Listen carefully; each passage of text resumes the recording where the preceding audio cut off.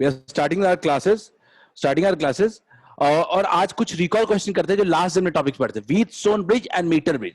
तो पहला स्टार्ट करते हैं अपन व्हीट, just give me a second.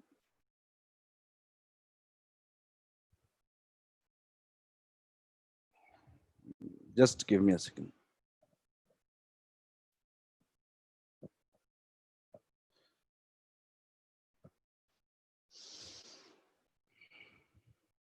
या चलिए, okay, starting with the first question. पहले क्वेश्चन से शुरू करते हैं।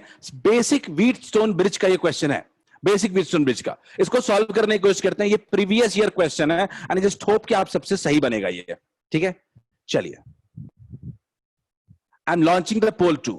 मैं पोल भी लॉन्च कर रहा हूं, आपके लिए आसानी होगी।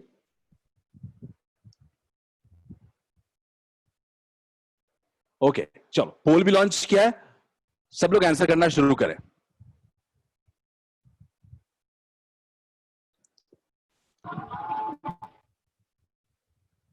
फर्स्ट क्वेश्चन, लास्ट डे के कॉन्सेप्ट पे बेस्ड क्वेश्चन हम स्टार्ट कर रहे हैं। ये हमारा जो क्वेश्चन है ये व्हीट स्टोन ब्रिज का क्वेश्चन है। आई जस्ट होप कि आप सब लोग इसका आंसर सही दोगे। Great, awesome.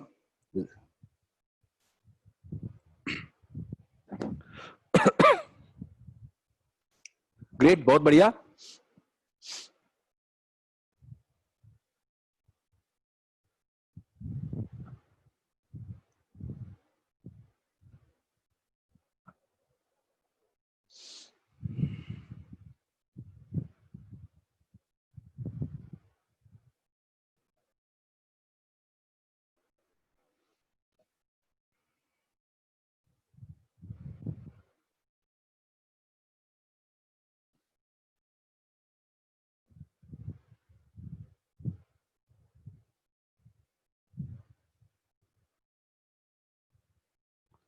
We have got 19 replies, still 40 to 45 seconds more. Hope कि सब रिप्लाई करो आप लोग।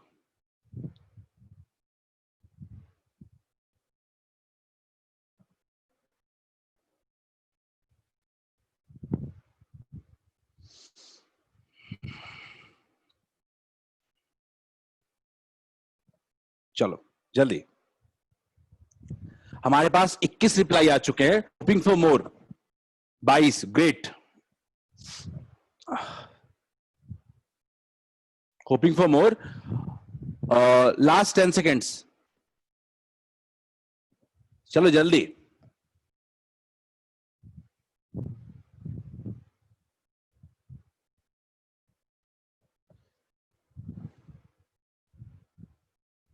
चलो देखते हैं, सब लोग देखते हैं। I think I am ending the poll now. We have got 26 replies till yet. मैं पोल को एंड कर रहा हूं, मैं आपको रिस्पॉन्स शो करता हूं।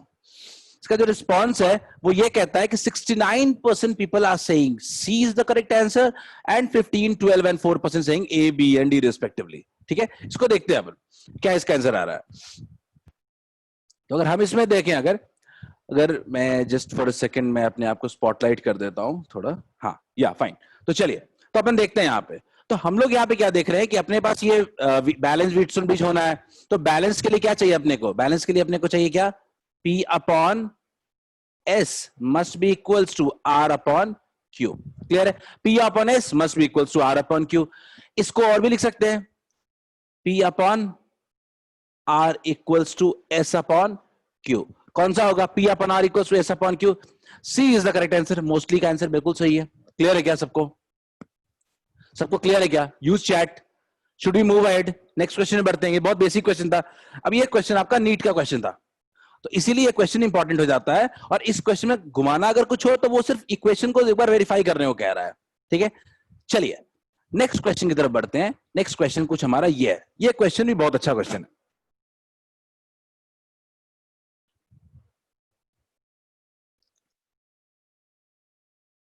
मैं इसको थोड़ा सा नीचे स्क्रॉल कर लेता हूं, अच्छे से क्वेश्चन को देख लो। मैं क्वेश्चन के साइज को थोड़ा छोटा करूंगा और मैं पोल को दोबारा लॉन्च कर रहा हूं। मुझे लगता है कि ये किरचॉफ्स लॉ को भी थोड़ा सा यूज करना है।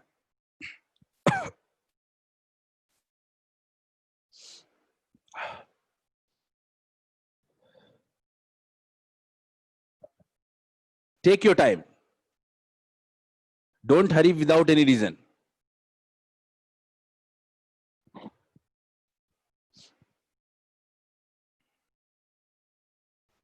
आपके पास 2 मिनट टाइम है, क्वेश्चन को थोड़ा सोचो. इफ यू विश, थोड़ा मैं क्वेश्चन को छोटा कर दे रहा हूं.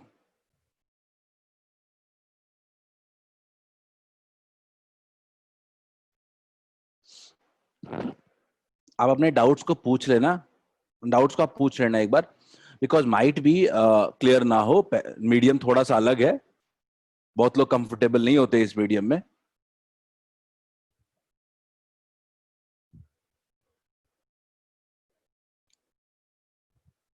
Yeah, got started getting replies. We have got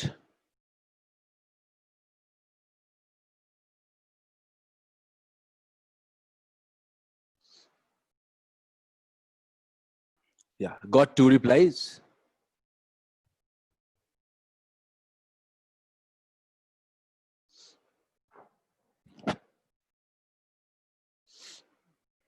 मैं लास्ट के टॉपिक्स को रिकॉल करवा रहा हूं, एक और क्वेश्चन करेंगे. या शुभांगी वेट देख लेते हैं एक बार.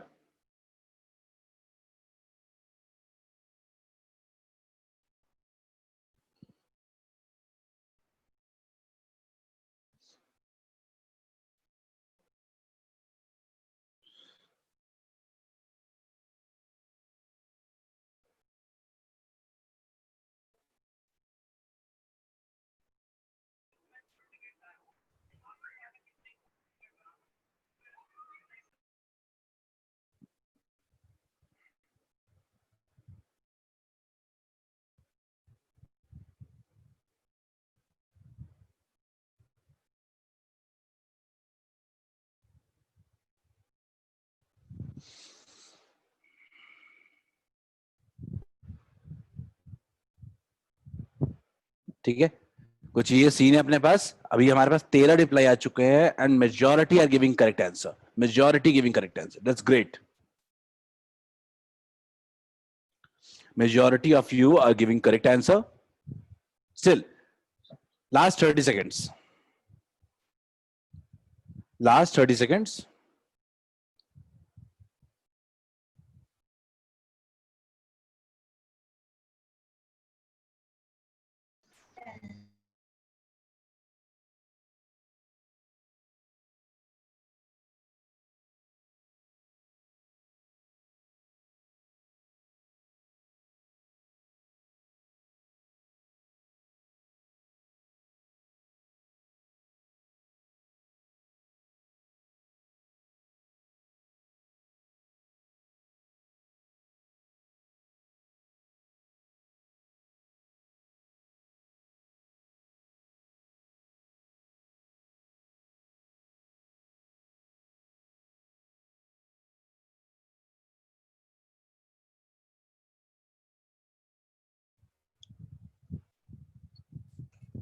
देखते हैं ये एक बैलेंस्ड व्हीटस्टोन ब्रिज है कि नहीं. पहला सवाल सबके मन में, पहला सवाल आना चाहिए, is it a balanced Wheatstone bridge और नॉट. सब लोग बताओ जल्दी, क्या ये बैलेंस है? क्या ये एक बैलेंस्ड व्हीटस्टोन ब्रिज है? पहला सवाल. ठीक है, देखते हैं. सब लोग का कहना में है, इसका मतलब कि ये बीच में इसका कोई काम नहीं था, हमने हटा दिया. अब ये 8 और 2 सीरीज में है. 8 2 कितना हो गया? 10. अरे 20 और 5 क्या है सीरीज में? कितना हो गया? 25. क्लियर है क्या? हमने 10 और 25 कर दिया. अब सिंपल करंट को डिवाइड होना है. हमने करंट के डिवाइड होने के लिए फॉर्मूला पहले से ही दे रखा है. ठीक है, अगर याद हो आपको, हमने बोला था कि इसके क्रॉस मान लेते हैं करंट क्या होगा? I1, और इसके क्रॉस करंट क्या होगा? I2. कई लोगों को इसमें फॉर्मूला पता होगा, इसलिए उनको लग रहा होगा बड़े आराम से बना लेंगे. मैं सिंपल कह रहा हूं, याद होगा अगर आपको, I1 is to I2 equal, तुमने देखा था 1/R1 is to 1/R2. Clear है क्या? यानी 1/10 is to 1/25. इसको आप क्या लिखोगे? इसका एलसीएम कितना होना चाहिए? एलसीएम 50 होना चाहिए. तो क्या लिखोगे आप? 5:2. सिंपल सी बात है. यानी I1 कितना हो गया? I1 हो गया 5x और I2 कितना हो गया? 2x. क्लियर है? तो I1 प्लस I2 की वैल्यू कितनी दी गई है? I1 प्लस I2 का जो वैल्यू दिया गया है दैट इज गिवन इन 2.1, तो 7x हो जाएगा इक्वल्स टू 2.1, तो x कितना हो जाएगा? 0.3। x 0.3 है तो ये कितना हो जाएगा?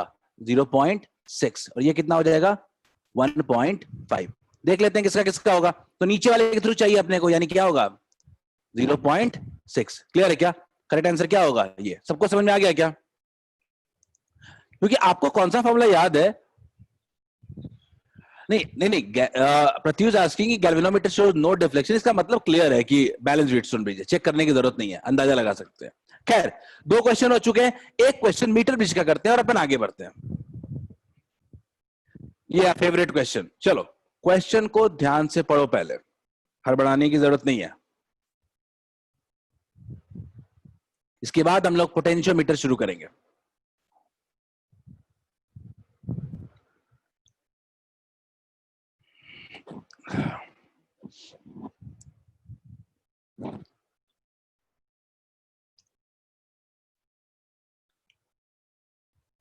इस क्वेश्चन में कोई दम नहीं है, आप क्वेश्चन को पढ़ो, इस क्वेश्चन को पूरा पढ़ो। इस क्वेश्चन में 2 डायग्राम है, ठीक है? इफ यू थिंक पॉजिटिवली तो एक एक डायग्राम को सॉल्व करो। पहला डायग्राम ये है और दूसरा डायग्राम ये है। क्लियर है? सबसे पहले सॉल्व तो करो, क्वेश्चन को पूरा पढ़ो पहले, फिर मैं एक एक डायग्राम को, मैं आपको स्टेप्स भी मैंने अपने स्लाइड्स में बना रखे हैं कि आप पहला कैसे बनाओगे और दूसरा कैसे बनाओगे आप।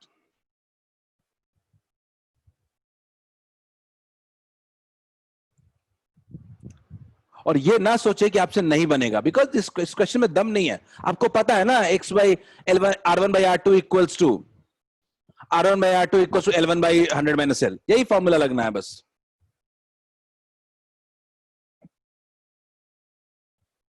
मैं आपके पोल को भी लॉन्च कर देना हो, नहीं पोल नहीं लॉन्च होगा बिकॉज इट्स सब्जेक्टिव क्वेश्चन। चलो सब लोग अटेम्प्ट करो, मीटर ब्रिज अगर थोड़ा भी याद है सब लोग अटेम्प्ट करो। और मैं चाहूंगा कि 2 फिगर आपको दिए गए हैं, आप पहले फिगर की तरफ सोचो, इसके लिए आप क्या लिखोगे। दूसरा फिगर तो हम सॉल्व कर ही लेंगे।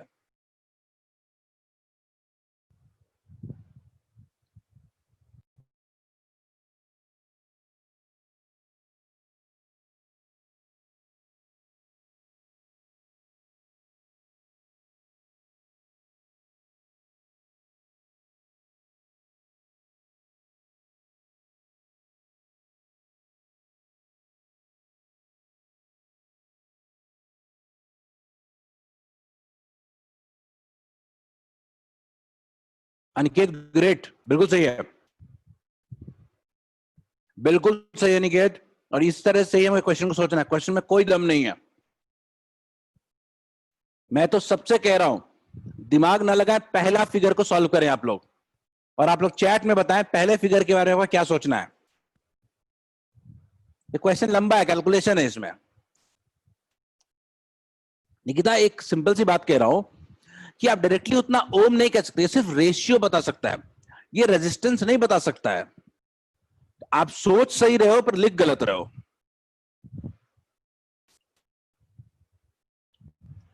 प्रत्युष बड़ी सिंपल सी बात है, एक मीटर ब्रिज दिया हुआ है, ठीक है? बिल्कुल सही है, बिल्कुल सही है शुभांगी। एक मीटर ब्रिज दिया हुआ है अपने पास, ठीक है? आप 0.7 होना चाहिए शुभांगी। मीटर ब्रिज में x y 2 रेसिन लगे हैं, उसका बैलेंस पॉइंट दिया है। Null point is found at a distance 33.7 centimetre from the end A. अगर थोड़ा पहले फिगर को आप देखना चाहते हो तो ऐसे देखो, ये कितना है? 33.7 सेंटीमीटर, तो ये अपने आप क्या हो गया?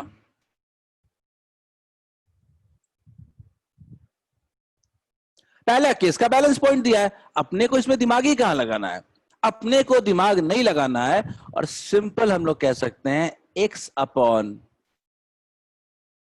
y equals to x upon y equals to क्या लिख सकते हैं? 33 अपॉन 0.7 डिवाइडेड बाई 66.3। किसी को दिक्कत है क्या इसमें? पहले पार्ट में किसी को दिक्कत है क्या? ये बहुत ही आइडियल क्वेश्चन है, भले कैलकुलेशन बहुत ज्यादा दे दिया गया होगा। एनीवन, किसी को भी दिक्कत है क्या इसमें? सिंपल, मैंने बोला x by Y equals to 33.7 by 66.3। ठीक है, अगर इसमें डाउट नहीं है तो हम अपने क्वेश्चन को ही पढ़ो, और उसमें एक और फिगर दिया था। अगर आप क्वेश्चन को देखते हो गौर से, क्वेश्चन में 2 फिगर दिए गए थे। मैं आपको कह रहा हूं कि इस क्वेश्चन में 2 फिगर, एक बिना लगाए हुए रेजिस्टेंस एक्स्ट्रा, और दूसरा रेजिस्टेंस 12 ओम का लगा करके। तो बिना लगाए वाले का तो पहले देख ले, फिर देखेंगे उसका। तो क्या हम लोग नेक्स्ट फिगर में बढ़ सकते हैं? इसमें देखते हैं। इसमें आपको थोड़ा सोचना है। क्वेश्चन कह रहा है कि resistance Y is shunted bye A resistance. Shunted का मतलब क्या होता है, याद रखना। शंटेड का मतलब होता है पैरेलल में एक रेजिस्टेंस लगा देना। शंटेड का मतलब कि हमने एक पैरेलल में एक रेजिस्टेंस लगा दिया है। कितना ओम का लगा दिया है? 12 ओम का। क्लियर है? हमने 12 ओम का एक रेजिस्टेंस पैरेलल में लगा दिया है। तो उस केस में ऑब्वियसली बैलेंस पॉइंट सेम नहीं रहेगा। ऑब्वियस सी बात है कि अब बैलेंस पॉइंट सेम नहीं रह सकता है। पर आपके मन में एक सवाल आना चाहिए कि बैलेंस पॉइंट किधर शिफ्ट करेगा। सवाल आना चाहिए ना कि बैलेंस पॉइंट किधर शिफ्ट करेगा। मुझे बताओ, सबसे सवाल पूछ रहा हूं मैं, बैलेंस पॉइंट अगर एक 12 12 ओम लगाए तो किधर शिफ्ट होना चाहिए, ए की तरफ या सी की तरफ? ये बता दोगे, क्वेश्चन क्लियर है। मुझे अगर आप ये बता दोगे ए की तरफ या सी की तरफ, सिंपल, बैलेंस पॉइंट किधर शिफ्ट करेगा 12 ओम लगाने के बाद, ये समझ गए क्वेश्चन। आज के बाद कभी मीटर बीच में दिक्कत नहीं होगी।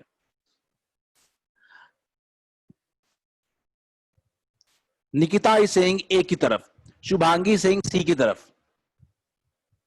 ए और सी सीधा लिख दो ना, प्रत्युष सी की तरफ। वन मोर रिप्लाईज, थोड़ा और रिप्लाई चाहिए मुझे, क्योंकि इससे आप क्वेश्चन को रिलेट कर पाओगे। संजना इज सेइंग टुवर्ड्स सी। मैं सबको कह रहा हूं, लॉजिक देखो, अगर ये रेजिस्टेंस आप लगा रहे हो, अगर ये रेजिस्टेंस आप लगा रहे हो, तो रेजिस्टेंस बढ़ेगा या घटेगा? पैरेलल में लगाने के बाद रेजिस्टेंस डिक्रीज करता है। तो जब रेजिस्टेंस डिक्रीज करता है, ये वाला रेजिस्टेंस डिक्रीज करेगा, तो इसका लेंथ भी डिक्रीज करेगा। तो लेंथ भी डिक्रीज करेगा, तो ये शिफ्ट किधर होगा? इस साइड शिफ्ट होगा। तो क्योंकि हमें इसका लेंथ अब का क्या चाहिए? कम चाहिए। तो कितना शिफ्ट कर रहा है? 18.2 सेंटीमीटर। 18.2 सेंटीमीटर इधर शिफ्ट किया।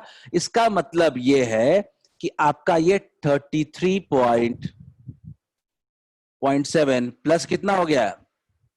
18.2। और ये कितना हो गया? 66.3 माइनस 18.2। सबको क्लियर है क्या? सबको क्लियर है क्या? अगर ये क्लियर है तो अब क्यों नहीं लिख सकते? इसका रेजिस्टेंस कितना होगा? 2 रेजिस्टेंस पैरेलल में लगा हुआ है, सबको पता है पैरेलल है। पैरेलल में क्या आपको पता है क्या होता है? R1 R2 by R1 plus R2, सबको पता है। इसका रेजिस्टेंस कितना हो जाएगा?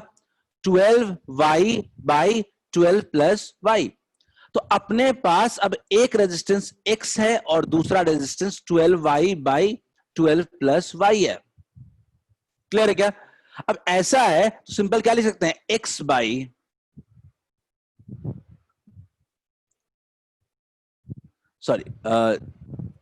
x by 12y divided by 12 plus y equals to कितना हो गया? इतना बाई इतना इक्वल्स टू कितना हो जाएगा? अब 51.9 डिवाइडेड बाई 48.1। क्लियर है क्या? अगर ये आ गया अपने को, तो अपन थोड़ा सा इसको इक्वेशन को अगर और आगे बढ़ाते हैं तो खुद से देखें आप, ये कितना हो जाएगा? ये आपका हो जाएगा x by 12y 12 plus y equals to 51.9 by 48.1। अगर इसको और देखें, आपको x बाई y का वैल्यू पता है, यूज कर लो, सॉल्व कर लो, हो जाएगा क्या सब लोग? क्या क्वेश्चन सॉल्व हो जाएगा? अपने को अगर x बाई वाई का वैल्यू का पहले से ही पता है, अगर अपने को x बाई वाई पहले से ही पता है तो सॉल्व नहीं कर लेंगे अपन? प्रत्युष ठीक है, आपको सॉल्व करना है। क्या सबको समझ में आया क्या ये क्वेश्चन? क्या अगर इस तरह का मीटर ब्रिज का क्वेश्चन मैंने कल आपको जेई वाला दिया था, कितना घटिया क्वेश्चन था वो, लेकिन अगर अच्छे लेवल का भी क्वेश्चन आता है तो हमें दिक्कत नहीं होनी चाहिए। Is it fine? सबको आया समझ में? हमने रिकॉल करवाया है कल के कॉन्सेप्ट्स को, टॉपिक आगे नहीं बढ़े अभी तक हम टॉपिक आगे नहीं बढ़ेंगे। अब हम स्टार्ट करेंगे आज का टॉपिक, पोटेंशियोमीटर। क्लियर है क्या? आज का टॉपिक है अपना पोटेंशियोमीटर।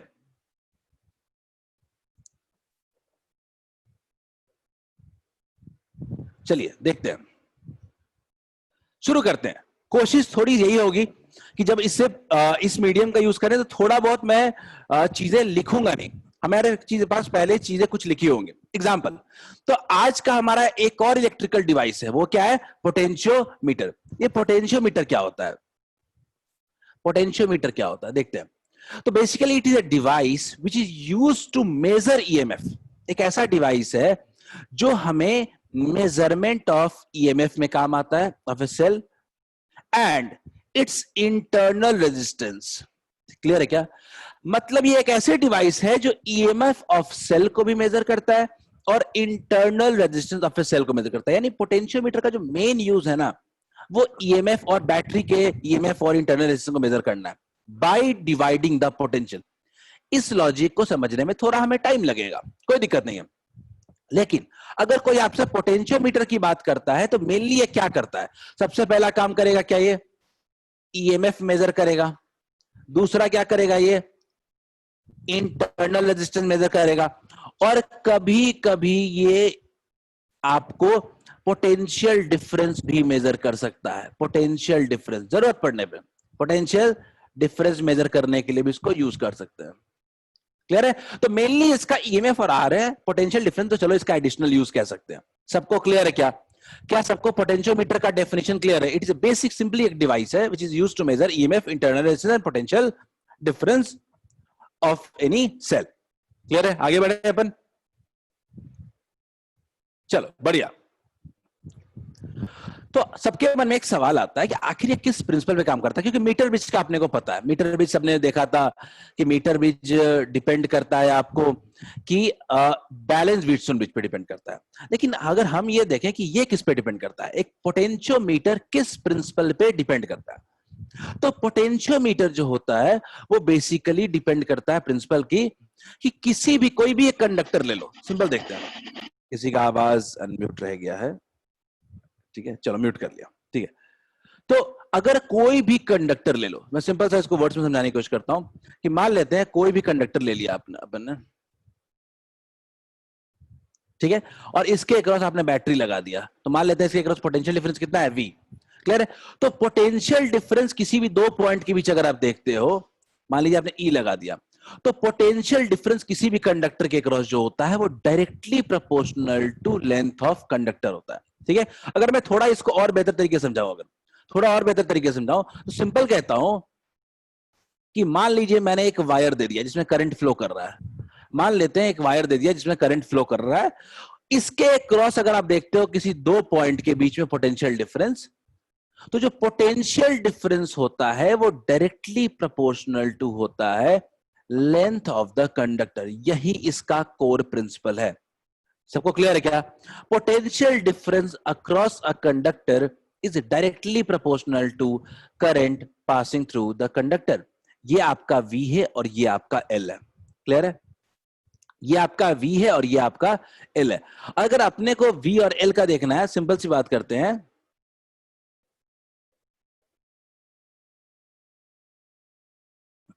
क्लियर है? ये आपका ग्राफ है। Simple, potential difference across a conductor is directly proportional to length of the conductor. क्या ये ग्राफ सबको क्लियर है क्या? सबको क्या ये ग्राफ क्लियर है सबको?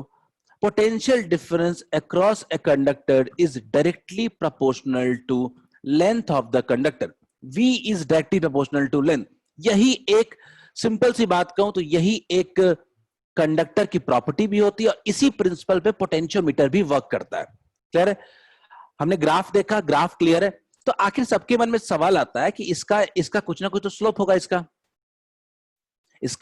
कुछ ना कुछ तो स्लोप होगा। तो सबसे पहले इक्वेशन में देखते हैं अपन। इक्वेशन क्या लिखेंगे अपन? इक्वेशन लिखते हैं हम लोग V equals to K times L।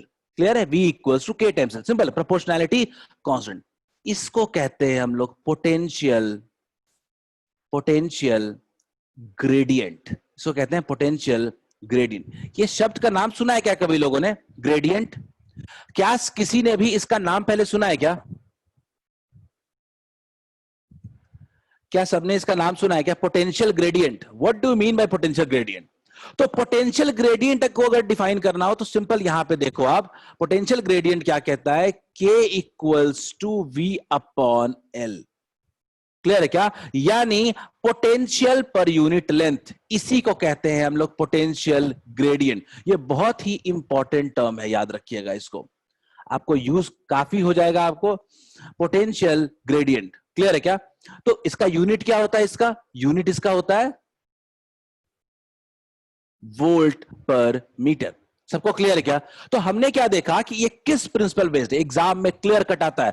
बताओ किस प्रिंसिपल पे आपका पोटेंशियोमीटर बेस्ड है? तो potentiometer based on the principle that potential difference across a conductor is directly proportional to length of the conductor. सबको क्लियर है? मैं थोड़ा सा इसको और क्लियर करूंगा अभी. ठीक है, देखते हैं. इतने चीजें जो मैंने लिखी हैं मैं इसको हटाता हूं थोड़ा सा और मैं आपको समझाता हूं अलग से. तो अभी तक हमने क्या पढ़ा? अभी तक हमने पढ़ा कि किसी भी कंडक्टर के अक्रॉस जो पोटेंशियल डिफरेंस होता है वो क्या होता है? वो कुछ ऐसा होता है, V equals to K times L. Clear है? तो आखिर अगर इसको ग्राफ से देखना होगा तो क्या होगा? तो ये VL का ग्राफ है. ठीक है, तो यहां से अगर अपन थीटा देखते हैं, ठीक है, तो स्लोप किसको भी पता है? स्लोप क्या होगा इस ग्राफ का? स्लोप क्या होता है? स्लोप होता है tan theta equals to K. Clear है? स्लोप जो होता है वो K होता है. क्लियर है? तो ये K क्या है? आपका पोटेंशियल ग्रेडियंट. तो कह सकते हैं क्या? Slope of VL curve gives potential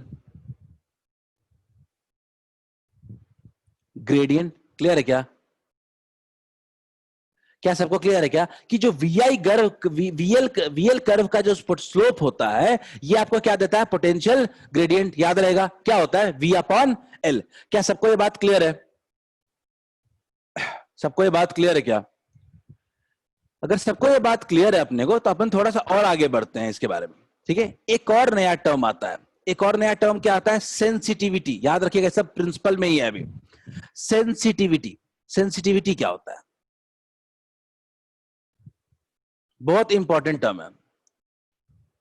किसी भी डिवाइस की एबिलिटी कि वो छोटे वैल्यू को मेजर कर सके, इसी को कहते हैं हम लोग sensitivity of any device. Clear है? तो जब हम सेंसिटिविटी की बात करते हैं तो सेंसिटिविटी जो होता है वो होता है 1 अपॉन K. क्लियर है? यानी जिसका पोटेंशियल ग्रेडियंट हाई होगा उसका सेंसिटिविटी कम होगा, जिसका पोटेंशियल ग्रेडियंट लो होगा उसका सेंसिटिविटी हाई होगा. क्या सबको यह बात क्लियर है क्या? सेंसिटिविटी जो होता है वो inversely related to potential gradient. यानी आज के बाद अगर अपने को अगर सिंपल कोई ग्राफ देता है और ग्राफ देकर के ये कहता है कि बताओ कौन सा डिवाइस ज्यादा सेंसिटिव है, मुझे अगर कोई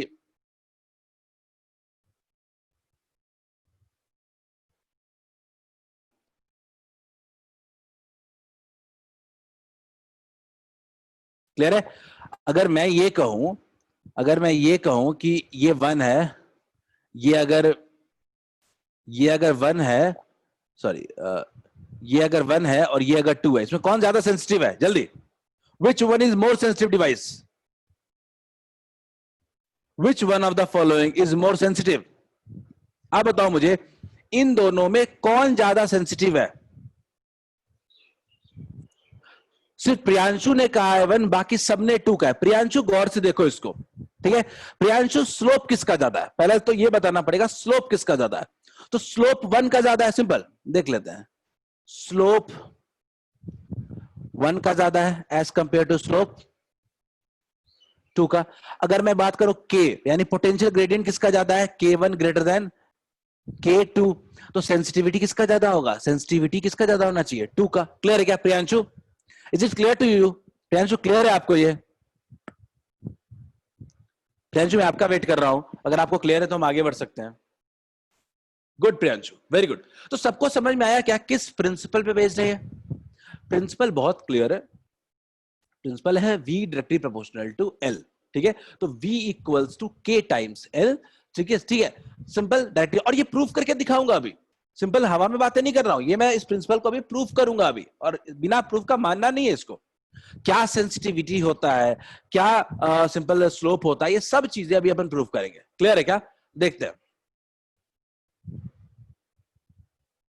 अब बात करते हैं पोटेंशियोमीटर के कंस्ट्रक्शन की या उसके सेटअप की। तो ये जो फिगर बना हुआ है ये एक पोटेंशियोमीटर का सेटअप होता है। अब आपको दिख रहा है इसमें नया क्या है? इसमें सिंपल सा कुछ तो नया दिख नहीं रहा है। इसमें क्या है? एक आपका सेल है, एक आपका सेल है अपना, इसका इंटरनल रेजिस्टेंस भी होता होगा, ठीक है। और क्या किया है कि एक मोटा सा वायर, ये जो शो कर रहा है मोटा वायर नहीं है, ये एक्चुअली में एक पोटेंशियोमीटर वायर है, ठीक है। जो जनरली एक्सपेरिमेंटल बेसिस पे आपको लैब्स में दिखता है वो पोटेंशियोमीटर वायर का लेंथ 10 मीटर्स होता है। 10 मीटर, मीटर बीच में 1 मीटर, और यहां पे पोटेंशियोमीटर का लेंथ कितना होता है, वायर का कितना लेंथ होता है, 10 मीटर का होता है। अगर इस वायर की भी बात करूं तो ये वायर भी जो होता है, ये वायर भी वही कॉन्स्टेंटेनिन एंड मैग्नीन का बना होता है। याद होगा आपको, नाम सुना है आपने, कॉन्स्टेंटेनिन और मैग्नीन वायर। मैंने नोट्स में बड़ा साफ लिखा है क्यों ये वायर यूज होता है। बिकॉज इसकी रेजिस्टिविटी हाई होती है, और दूसरा रेजिस्टिविटी तो हाई होती है, साथ साथ इसका मेल्टिंग पॉइंट भी बहुत हाई होता है, तो ये मेल्ट जल्दी नहीं होगा। इसका कोएफिशिएंट ऑफ एक्सपेंशन भी बिल्कुल एलॉय है, और इसका कोएफिशिएंट ऑफ एक्सपेंशन भी बहुत कम होता है, तो एक्सपैंड भी जल्दी नहीं होता है। तो ये बहुत ही परफेक्ट मटेरियल है या वायर यूज करने के लिए। तो हमने क्या किया, एक 10 मीटर का कॉन्स्टेंटेनिन और मैग्नीन वायर ले लिया, और ये आपको दिख रहा है सीधा वायर, तो आपको लगेगा नहीं 10 मीटर का वायर तो बहुत बड़ा हो जाएगा। तो अगर आप किसी एक्सपेरिमेंटल टेबल पे देखोगे तो ये अरेंज ऐसे होता है, 1 metre 1 metre 1 metre 1 metre 1 metre, ऐसे करके 10 मीटर का वायर अरेंज होता है। क्लियर है? तो 10 मीटर का वायर स्ट्रेट नहीं होता है, बल्कि इस तरीके से अरेंज होता है, ठीक है वहां पे। लेकिन हम लोग स्ट्रेट भी ले लें तो क्या ही फर्क पड़ेगा। क्लियर है? तो 10 मीटर का वायर होता है, 1 मीटर के 10 स्लॉट्स में ये बना होता है, ठीक है। मैं इसको हटा देता हूं, इसी को जरूरत देगा इसका। चलिए देखते हैं। तो ये 10 मीटर का वायर है, हमने एक वायर पहले ले लिया, ठीक है, और उसके क्रॉस एक सेल लगा दिया। सेल के पास इंटरनल रेजिस्टेंस भी है अपना, हमने लगा दिया। और कभी कभी आपको सेटअप में ना एक एक्सटर्नल रेजिस्टेंस भी लोग लगा देते हैं, मैं नहीं लगा रहा हूं, एग्जाम अभी आएगा थोड़ी देर में अपन, ठीक है। लगा भी लेंगे तो कुछ ज्यादा फर्क नहीं पड़ेगा। खैर, सबको पता है कि जैसे ही बैटरी लगाएंगे कुछ ना कुछ करंट फ्लो करेगा, कुछ ना कुछ करंट फ्लो करेगा, ठीक है। और करंट फ्लो किया, कितना करंट होना चाहिए, तो पूरा क्लास इस बात से एग्री करेगा, आई इक्वल्स टू कितना होगा, E upon R plus R. अब ये आर क्या है? आर हम मानते हैं रेजिस्टेंस, आर हम मानते हैं, आर हम मानते हैं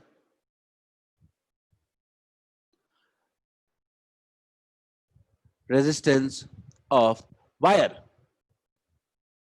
ये आर हम मान लेते हैं वायर का रेजिस्टेंस। क्लियर है क्या सबको? आई इक्वल्स टू क्या होगा, E by R upon R. Clear है? सेटअप की बात कर रहा हूं, ये समझ में आ गया, कभी क्वेश्चन गलत नहीं होगा। तो I equals to E by small R plus capital R. अब अपने पास करंट हम ले चुके हैं, अब करंट का क्या करें? तो आप सबको पता है कि अगर मैं आपसे पूछूं कि मुझे बताओ ये पूरा जो ए बी है, पूरा जो ये वायर है, इस वायर के क्रॉस में अगर आपसे पोटेंशियल डिफरेंस पूछूंगा तो आप क्या बोलोगे? आप यही बोलोगे ना, V इक्वल्स टू क्या होगा, V equals to I into R. Clear है? V equals to I into R. तो V ए बी, मैं इसको लेता हूं V ए बी, ठीक है। मैं थोड़ा इसको और क्लियर कर देता हूं, ठीक है।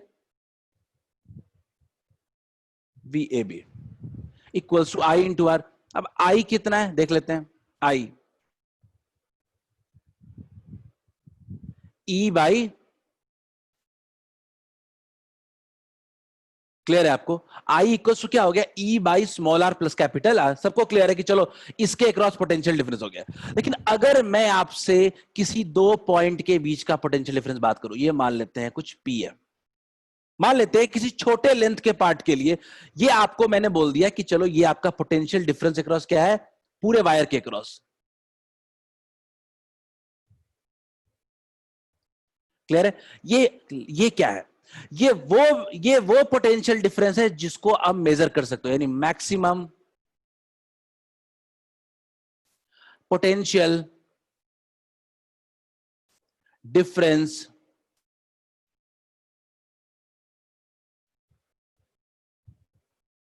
आप मुझे बताओ कि क्या इससे ज्यादा का कोई पोटेंशियल डिफरेंस आप मेजर कर सकते हो क्या वायर के थ्रू? नहीं, इस वायर के अक्रॉस मैक्सिमम पोटेंशियल डिफरेंस जो है वो कितना है? वो आपका आ गया E by small R plus capital R into R. सबको क्लियर है? तो ये आपका मैक्सिमम मेजरेबल वैल्यू है, इससे ज्यादा आप मेजर नहीं कर सकते हो। अच्छा, जो बाहर का सेल होता है इसको ड्राइवर सेल भी कहते हैं, क्योंकि यही पूरा ड्राइव करता है। ड्राइवर सेल याद रखिएगा, जो बाहर से सेल लगा हुआ है इसको ड्राइवर सेल कहते हैं। ठीक है, तो ये ड्राइवर सेल है अपना, इसी से सब कुछ प्रोसेस क्या हो रहा है? ड्राइव हो रहा है। खैर, थोड़ा आगे बढ़ते हैं। किसी को दिक्कत हो मुझे रोक लो, ठीक है? मुझे बताओ कि सर थोड़ा समझा दो, दोबारा रिपीट कर दो, चैट में डाल दो आप। ठीक है, अब हमने तो देख लिया कि मैक्सिमम पोटेंशियल डिफरेंस कितना। अगर मैं कहूं आपको कि मान लेते हैं अपने पास एक पॉइंट है, अनिकेत सिंह रिपीट, अनिकेत मैं रिपीट कर दे रहा हूं, नॉट ए बिग डील। ये समझ में आ गया, इस पोटेंशियोमीटर में कोई दम नहीं है। ठीक है, मैं आपको ना मैं आपको एक बार और समझाने की कोशिश करता हूं, देखते हैं किसी को दिक्कत आती है। इसके बाद भी क्या, यही बहुत इंपॉर्टेंट पार्ट है, इसलिए मैं इसको रिपीट करने में मुझे कोई दिक्कत नहीं है। ठीक है, देखते हैं। किसी का आवाज अनम्यूट है, प्लीज म्यूट कर लें आप उसको। ठीक है, देखते हैं। मैंने क्या बोला था अनिकेत? देखते हैं। मैंने बोला था अनिकेत सिंपल सा कि अपने पास एक वायर के थ्रू ना बैटरी लगा दिया। तो बैटरी लगाया है, ये अपना ड्राइवर है, आखिर यही सारा प्रोसेस को ड्राइव कर रहा है। तो ड्राइवर है, तो हमने कहा कि आई इक्वल्स टू क्या होगा? आई क्या होना चाहिए? तो आई होना चाहिए simple E upon R plus R. Clear? अब आपके मन में सवाल होना चाहिए कि ए बी जो है यही एक्चुअल में मेजरिंग डिवाइस है, वायर। तो इस वायर के थ्रू कितना पोटेंशियल डिफरेंस हो सकता है? कितना पोटेंशियल डिफरेंस मैक्सिमम हो सकता है? तो मैं क्या कह सकता हूं कि अपने पास जो पोटेंशियल डिफरेंस हो सकता है V A B equals to I into R कहेंगे, आई इंटू आर कहेंगे। अच्छा, अपना आई पता है क्या? क्या मैं इसको कह सकता हूं मैक्सिमम पोटेंशियल डिफरेंस अक्रॉस, किसी का आवाज अनम्यूट है, अक्रॉस पोटेंशियोमीटर वायर?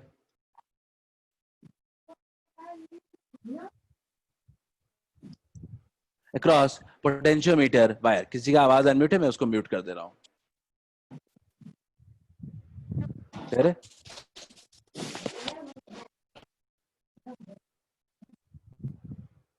चलिए देखते हैं, देखते हैं। तो हमने बोला यहां पे कि ये मैक्सिमम है, लेकिन मैक्सिमम है, लेकिन अगर मैं आपसे बोलूं कि ए और पी के बीच बताओ, कोई कोई मुझे ये बताओ कि पोटेंशियल डिफरेंस अक्रॉस एपी क्या होगा? एपी सॉरी, एपी एपी क्या होगा? तो एपी होगा कुछ, ठीक है, एपी होगा कुछ वीएपी इक्वल्स ऑफ क्या बोलोगे? आई तो लिखोगे ही, आई इंटू रेजिस्टेंस अक्रॉस एपी। सही बात है क्या सब लोग? Resistance across AP, resistance across, resistance across AP. Clear है? आई अपने को पता ही है, चलो आई तो जो भी है, आई जानते हो अपन क्या है, E upon R plus R. ये तो कांस्टेंट है, ये तो क्या है, बिल्कुल ही कांस्टेंट है। और आर एपी के क्रॉस कितना होगा? अगर मैं अगेन थोड़ा सा इसको ठीक कर दूं, ठीक है, तो ये एक्चुअल में ये एपी की बात हो रही है। क्लियर है? अब आर एपी क्या होगा? अगर मुझे कोई एपी के क्रॉस अगर ऐसे निकालने को बोले तो मैं क्या कहूंगा? रो एल एल अपॉन ए कह सकते हैं क्या? रो एल अपॉन ए। हम मान लेते हैं कि क्रॉस सेक्शन एरिया क्या है, यूनिफॉर्म है। तो क्या आपको ये क्लियर दिख रहा है कि रो और ए भी कांस्टेंट है? तो क्या हम कह सकते हैं कि वी ए पी जो है वो डायरेक्टली प्रोपोर्शनल टू लेंथ है? क्लियर है क्या? क्या आप कह सकते हो potential difference across that AP length is directly proportional to length of AP wire? Clear है क्या? यही आपका प्रूव होता है। मैं इसको अगर फाइनल लिखना चाहूं, अगर इसको आगे लिखना चाहूं, मैं क्या लिख सकता हूं? मैं लिख सकता हूं इसको, ठीक है, देखते हैं।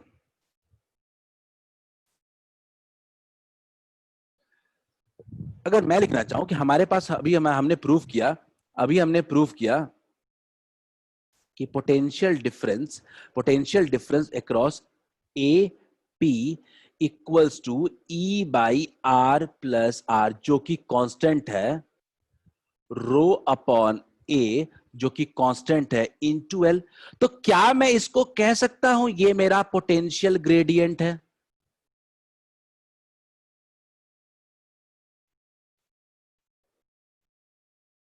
क्या मैं इसको कह सकता हूं ये मेरा पोटेंशियल ग्रेडियंट है?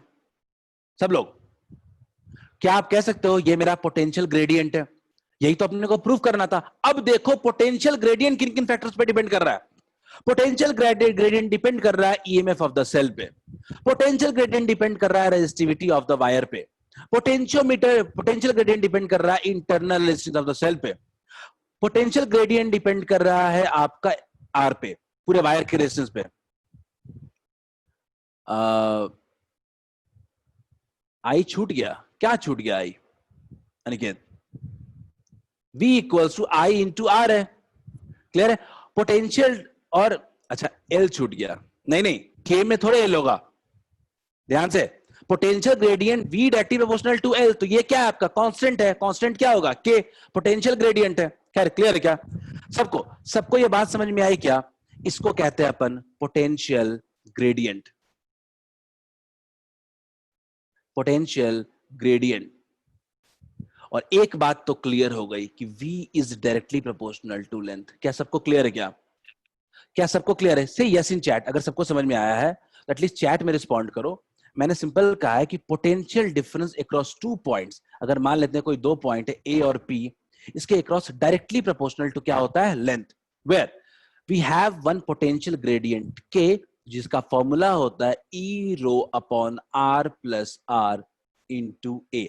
कभी भी आज से कोई क्वेश्चन पूछता है कि बताओ पोटेंशियल ग्रेडियंट किन फैक्टर्स पे डिपेंड करता है, क्या लिखोगे? EMF of the cell, resistivity of internal resistance of the cell, resistivity of the wire, resistance of the wire, area of cross section, इन चीजों पे ये डिपेंड करता है। क्या सबको क्लियर है? ये था आपका कंस्ट्रक्शन, यही है पूरे पोटेंशियोमीटर का सेटअप। अगर रिकॉल करूं मैं पोटेंशियोमीटर के सेटअप को एक बार, अगर पोटेंशियोमीटर के सेटअप को रिकॉल करूं तो याद रखिएगा सिंपल एक वायर है 10 मीटर का, 10 मीटर का एक वायर है आपके पास, जिसमें आपको कुछ नहीं किया गया, एक बैटरी लगा दिया गया है। क्लियर है? एक बैटरी लगा दिया गया है।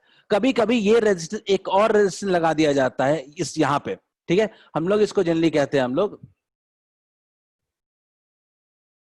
जनरली इसको कहते हैं, हम लोग इसको कुछ नाम देते हैं और इसको यूज कर लेते हैं। क्लियर है? चलो आगे बढ़ते हैं। अपने पास कंस्ट्रक्शन क्लियर है, अगर अपने पास अगर कंस्ट्रक्शन क्लियर है तो कंस्ट्रक्शन के बाद बात करते हैं, आप लोग वर्किंग पे बात करते हैं। टू कंपेयर वर्किंग क्या है, इसका दो यूज है, इसका दो यूज है। एक है ईएमएफ को कंपेयर करना और दूसरा है इंटरनल रेजिस्टेंस को फाइंड करना। अब बहुत सिंपल होने वाला है, हम एक ही चीज याद रखना है, V directly proportional to L। अगर V directly proportional to L है तो हमें कुछ करना ही नहीं होगा, हमें सिंपल सा इसका यूज करना है। देखते हैं, ठीक है? तो देखते हैं, हमें पहले ईएमएफ को कंपेयर करना है। सबसे पहला एक काम करो, सबसे पहला काम करो, एक सिंपल सा सेटअप ले लो। पहला काम सेटअप खरीद लो। एक सेटअप क्या है? अपने पास एक पोटेंशियोमीटर वायर है, पोटेंशियोमीटर वायर है, पोटेंशियोमीटर वायर है जिसका लेंथ कुछ L, जिसका सॉरी पोटेंशियोमीटर वायर है अपने पास, जिसमें आपने क्या किया, एक ईएमएफ लगा दिया, E लगा दिया और एक R लगा दिया। क्लियर है? आपने एक वायर ले लिया।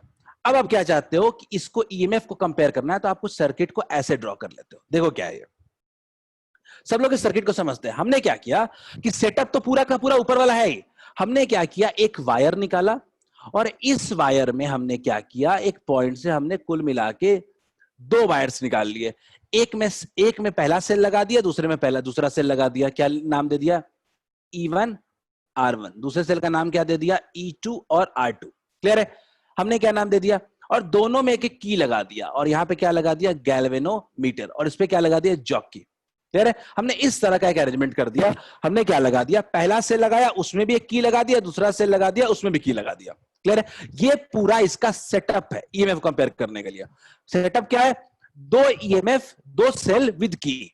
सेल विद की को हमने पैरेलल में कनेक्ट कर दिया 2 पॉइंट के बीच। क्लियर है? और हमने क्या किया, एक गैल्वेनोमीटर कनेक्ट कर दिया। ठीक है? गैल्वेनोमीटर कनेक्ट कर दिया। तो हमने पहला स्टेप किया, स्टेप 1। ठीक है?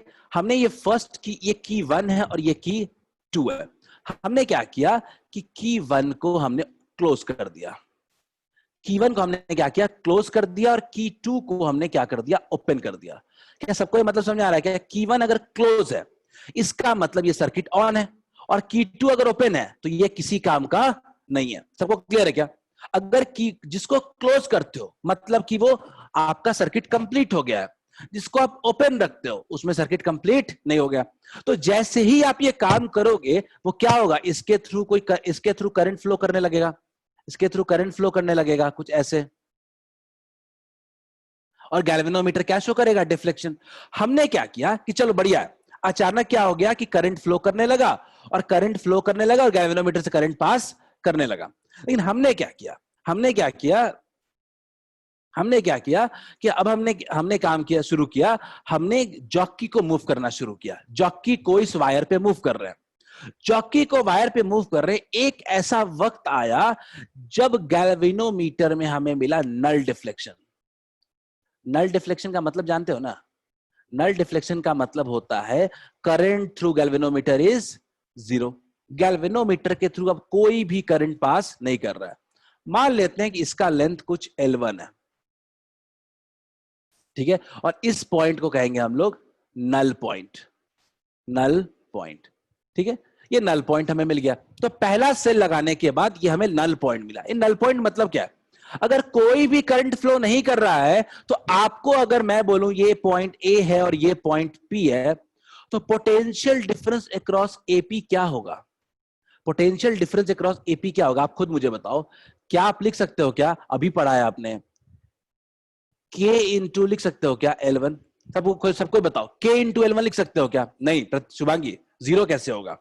क्या हम लोग नहीं कह सकते हैं कि के इंटू L1 होगा, वायर इधर करंट नहीं जा रहा है, करंट इधर तो जा ही रहा होगा अपना, क्लियर है, सर्किट से, उस सर्किट के बाहर से कोई करंट पास नहीं कर रहा है। तो क्या हम लिख सकते हैं क्या, के L1 हो जाएगा, के L1 हो जाएगा। और अगर इधर से जाते हैं अपने पास तो इंटरनल रेजिस्टेंस किसी काम का नहीं है क्योंकि करंट पास नहीं कर रहा है। अगर नीचे से जाते हो, अगर नीचे वाले सर्किट से जाते हो तो क्या कह सकते हो, पोटेंशियल डिफरेंस कितना होगा, E1 होगा, क्लियर है क्या। तो क्या हम लोग कह सकते हैं कि E1 इक्वल्स टू क्या हो जाएगा, के L1। क्या सबको ये बात क्लियर है, क्या सबको ये क्लियर है कि E1 इक्वल्स टू क्या हो जाएगा, के L1। मैंने बोला कि A और P के बीच का देखते हैं, वायर के, अगर अगर अपने पोटेंशियोमीटर वायर के अक्रॉस देखते हो तो पोटेंशियोमीटर वायर के अक्रॉस L1 लेंथ है, तो उधर से क्या हो जाएगा, K इंटू L1।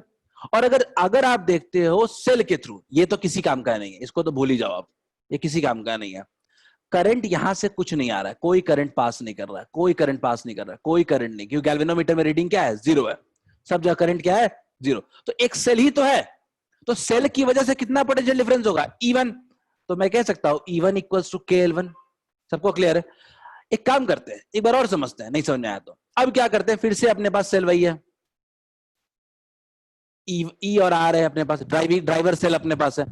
इस बार मैं कहता हूं कि इस की को क्लोज कर देता हूं और इसको ओपन रहने देता हूं। ओपन का मतलब ये किसी काम का नहीं है, सीधी सी बात है, किसी काम का नहीं है। तो जैसे ही आप इसको करोगे, स्टेप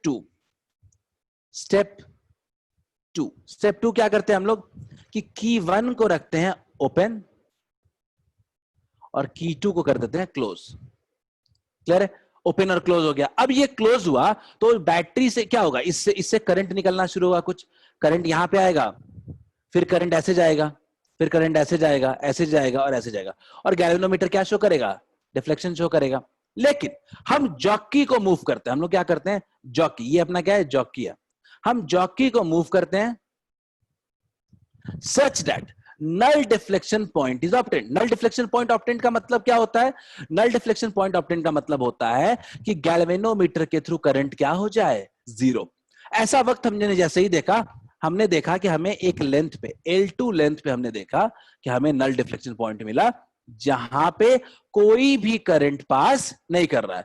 जब कोई करंट पास कर ही नहीं रहा है तो बड़ी सिंपल सी बात है कि उस केस में लिख सकते हैं अपन E2 equals to KL2, clear है क्या, E1 इक्वल्स टू KL1 और E2 इक्वल्स टू KL2। तो क्या आप ये नहीं कह सकते हो कि अगर ऐसा है अपने पास तो हम लोग कह सकते हैं कि E1 by E2 equals to L1 by L2। मुझे आप बताओ, L1 क्या है, पहले सेल का नल पॉइंट, E2 L2 क्या है, दूसरे सेल का नल पॉइंट। तो क्या अपन कह सकते हैं E1 by E2 equals to L1 by L2। कितने लोग को इसमें डाउट है, Aniket Singh sir connection problem था, एक बार रिपीट कर दीजिए। पहला वाला है दूसरा वाला स्टेप अनिकेत? मुझे जितने लोग क्लियर है वो एटलीस्ट बताओ, respond, because I am not well, तो मैं थोड़ा सा शायद मैं उतना बोल नहीं पा रहा हूँ ठीक से, बट स्टिल आप अगर बोलना चाहते हो, अगर आपको डाउट है तो आप रिपीट लिख दो। फर्स्ट वाला स्टेप, सेकंड वाला क्लियर है अनिकेत? कोई दिक्कत नहीं, क्या सेकंड वाला क्लियर है? मैंने दो पार्ट लिए, देखो यहाँ पे मैंने लिया है पहला वाला। इसमें क्या किया, अगर किसी को इसमें डाउट है तो मैं सिंपल सा एक काम करता हूं, मैं एक बार और इसको समझाता हूं, कोई एक भी समझा दूंगा तो क्लियर हो जाएगा। ठीक है, मैंने क्या किया, ठीक है अनिकेत, मैंने क्या है कि पहला की को क्लोज कर दिया, दूसरे की को ओपन कर दिया है। जब ओपन करने का मतलब वो किसी काम का नहीं है, मैं थोड़ा ये बुरे तरीके से शो कर रहा हूं, इसमें कोई करंट पास, एग्जाम में ऐसा मत कर देना कि कटी। अदिति मैं बता दे रहा हूं, अदिति जस्ट स्टे काम, बाकी लोग मैं 2 मिनट लूंगा, फिर से पूरा समझा दूंगा, जिसको भी दिक्कत होगी वो क्लियर हो जाएगा। ठीक है, कोई दिक्कत नहीं है। ठीक है, तो मुझे ना जल्दी से, मुझे पहला मेरे एक स्टेप समझा, दूसरा स्टेप में टाइम ही नहीं लूंगा। क्लियर है? देखते हैं। तो मैं क्या कह रहा था कि एक काम करते हैं, पहले थोड़ा सर्किट को समझते हैं। तो एक्चुअल क्या होना चाहिए, तो सिंपल सा क्या होगा कि आपको इससे एक करंट निकलेगा। ठीक है, करंट निकलेगा, यहां पे आई करंट जाएगा, यहां पे जब करंट जाएगा तो करंट यहां से कुछ डिवाइड हो जाएगा। ठीक है, और करंट यहां पे आने के बाद 2 बार और डिवाइड हो जाना चाहिए। एक्चुअल में करंट का यही हालत होना चाहिए। ठीक है, नॉर्मल सर्किट में फिर सारे करंट मिल करके यहां से क्या हो जाएंगे, मिल जाएंगे, और फिर से पूरा करंट आई फ्लो कर जाएगा। ये एक्चुअल काम होना चाहिए। लेकिन हमने पहला स्टेप क्या लिया कि हमने दोनों की को ओपन ही नहीं किया, हमने क्लोज ही नहीं किया, हम इसको क्या कर रहे, ओपन रख रहे हैं, इसको क्लोज कर दे रहे हैं। क्लोज का साइन क्या होता है, डॉट बना दो। यानी ये ओपन होने का मतलब ये सर्किट है ही नहीं, तो आपका इधर से तो कुछ होगा ही नहीं, इधर से तो आपका ये रास्ता ही ब्लॉक है, तो इधर से आपका पूरी तरह रास्ता क्या है, ब्लॉक है। तो आपके पास सिर्फ एक रास्ता बचा है। मान लिया कि अब करंट आएगा और पूरा का पूरा करंट ऐसे जाएगा, गैल्वेनोमीटर के थ्रू फ्लो करके निकल जाएगा। बिल्कुल सही बात है, करंट फ्लो करके निकल जाएगा। अब मैं कह रहा हूं कि करंट फ्लो करके निकल जाएगा, अब हम जॉकी को मूव करते हैं। कब कब तक मूव करते हैं, जब तक मेरे को गैल्वेनोमीटर के थ्रू करंट क्या ना मिल जाए, जीरो ना मिल जाए। जैसे ही मिलता है गैल्वेनोमीटर के थ्रू जीरो, हम कहते हैं कि अपने को क्या मिल गया, नल पॉइंट। इस लेंथ को कह देते हैं L1, और कहते हैं this is the null point for first cell. पहले सेल की वजह का ये नल पॉइंट है। अब पहले सेल का नल पॉइंट है, तो अपन सीधा सीधा क्या लिख सकते हैं, देखते हैं क्या लिख सकते हैं, वो भी समझ लेते हैं। तो मैं कह रहा हूं, मान लेते हैं ये पॉइंट अपना ए है और ये पॉइंट अपना पी है। तो अगर कोई आपसे पूछेगा ना कि वीएपी बताओ, तो इस तरह के केस में तो आप सीधे लिखते हो KL1, कुछ टेंशन ही नहीं है। के पोटेंशियल वी डायरेक्टिव प्रोपोर्शनल 12 है, प्रिंसिपल पढ़ा है हमने। और दूसरा, अगर इधर से जाओगे तो अब खुद सोचो, एक वायर के क्रॉस आप जा रहे हो, आपको सिर्फ एक बैटरी मिल रहा है और कोई करंट फ्लो नहीं कर रहा है, तो इसके क्रॉस पोटेंशियल डिफरेंस कितना होता है, ई होता है क्या? अगर एक बैटरी है जिसके क्रॉस करंट ही नहीं फ्लो कर रहा है, तो उसके क्रॉस पोटेंशियल डिफरेंस क्या होगा, उसके क्रॉस पोटेंशियल डिफरेंस क्या होना चाहिए, इवन पैरेलल में है तो दोनों के क्रॉस पोटेंशियल डिफरेंस क्या होना चाहिए, सेम। तो क्या हम लोग लिख सकते हैं, VAP equals to E1 equals to KL1। क्या सबको क्लियर है क्या? जिनको भी डाउट था, क्या क्लियर है? अदिति, अनिकेत, क्लियर है क्या? और सेम काम अगर यहां भी कर देंगे तो कोई दिक्कत है क्या? तो E1/E2 इक्वल्स टू L1/L2 लिखना आसान नहीं है अपने लिए क्या? आप बताओ, E1/E2 इक्वल्स टू, क्या हम लोग L1/L2 नहीं लिख सकते हैं क्या?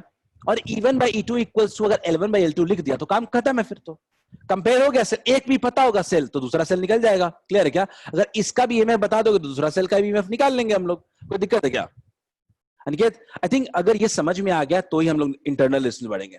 पोटेंशियोमीटर का ये पहला डेरिवेशन है। ठीक है, और बहुत साफ साफ लिखने की आदत बनानी पड़ेगी। मैं नोट्स में दूंगा, मैं थोड़ा नोट्स में डिले कर रहा हूं, बट मैं आज इसको नोट्स देने की कोशिश करता हूं। ठीक है, इफ हेल्थ परमिट्स। खैर, अब आते हैं दूसरे पे। हम क्या चाहते हैं कि एक सेल का ना इंटरनल रेजिस्टेंस निकालें। कैसे निकालेंगे? तो लॉजिक वही वाला यूज होने वाला है। तो इस बार हमने क्या किया कि सेटअप तो पुराना वही रखा, ऊपर वाला अभी भी वही है, इसको भूल जाओ, नीचे वाले को। अभी भी वही सेटअप है कि एक करंट लिया है,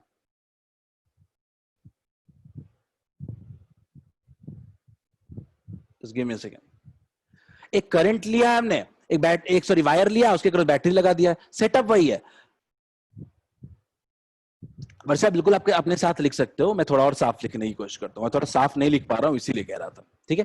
खैर, तो हमने क्या किया, एक सेल लगा दिया, सेल में की लगा दिया और की में गैल्वेनोमीटर लगा दिया, क्लियर है। लेकिन इस बार हमने एक सेल के पैरेलल में एक रेजिस्टेंस बॉक्स लगा दिया हमने, ठीक है। रेजिस्टेंस बॉक्स क्या है, रेजिस्टेंस बॉक्स को लिखते हैं हम लोग समथिंग तो कुछ, इसको लिखते हैं हम लोग आर नॉट, ठीक है। एक रेजिस्टेंस बॉक्स लगा दिया, क्लियर है। दोनों में की लगा हुआ है, जब मन तब जिसको मन चाहे ओपन कर सकते हैं, क्लियर है। तो मैं लेता हूं केस लेता हूं स्टेप 1, ठीक है। स्टेप 1 लेते हैं अपन,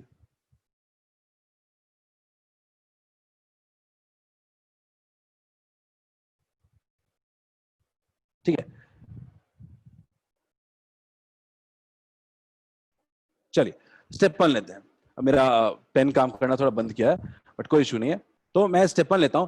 सबसे पहले आप देखो कि step 1, just give me a second,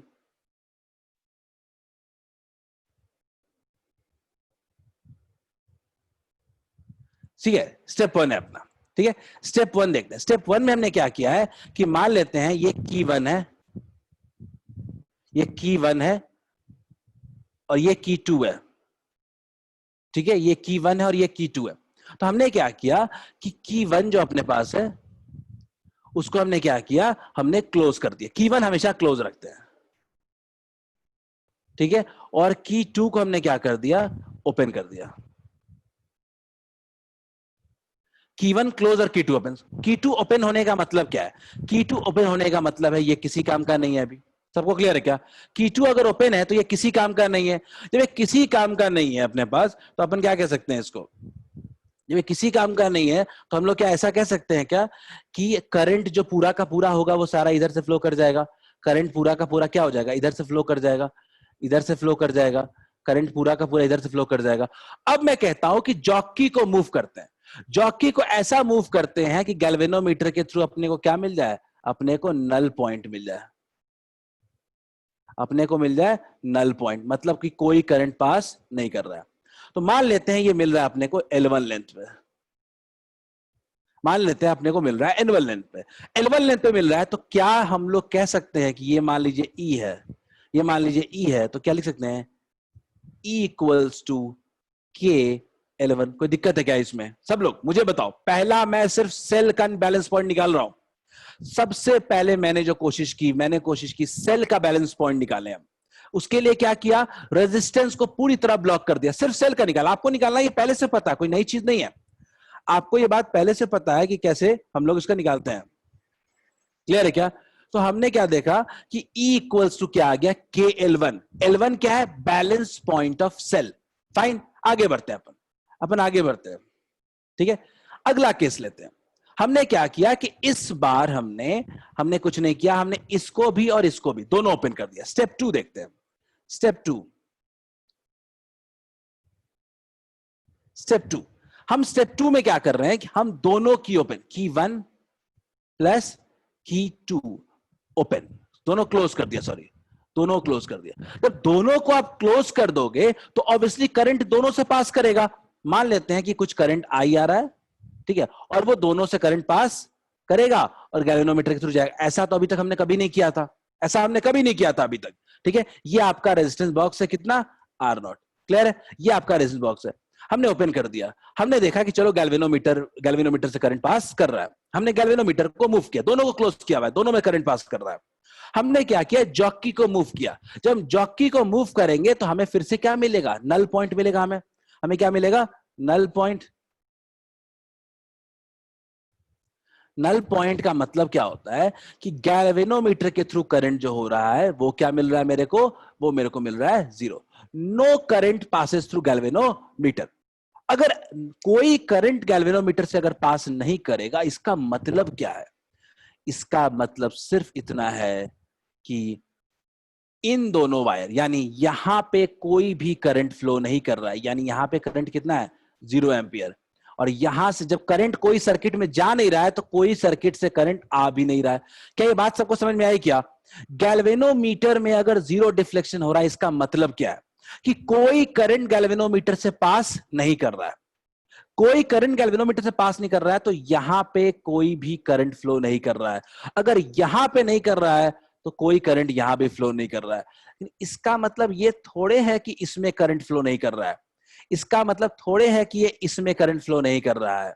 इसमें तो करंट फ्लो कर ही सकता है, इसमें तो दोनों ऑन है, दोनों ऑन है, इसमें तो करंट फ्लो अंदर में कर ही सकता है। और कैसे कर सकता है देखते हैं, देखते हैं कैसे करंट फ्लो कर सकता है।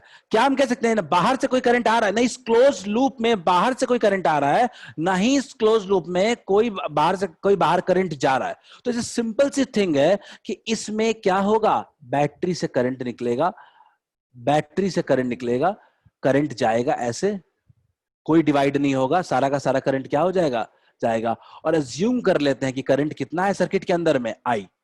पूरा क्लास ये बता सकता है कि इस सर्किट में अपने पास है क्या, अपने पास एक्चुअल में इस सर्किट में क्या है। मैं सर्किट को अलग से बना रहा हूं, ध्यान दीजिएगा।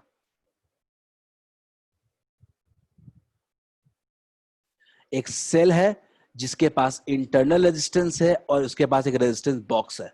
तो क्या इसमें जो करंट होगा वो ऐसा लिख सकते हैं क्या, E upon R plus R not, बोलो सब लोग, क्या हम लोग ऐसा लिख सकते हैं क्या। ये जो छोटा सा क्लोज लूप बना है, क्योंकि कोई करंट जा ही नहीं रहा है ना आ रहा है, तो इसमें सिंपल क्या होगा, सारा का सारा करंट अंदर ही है, तो आई अपॉन लिख सकते हैं क्या, E by R plus R not. क्या सबको क्लियर है क्या, is it clear to all of you,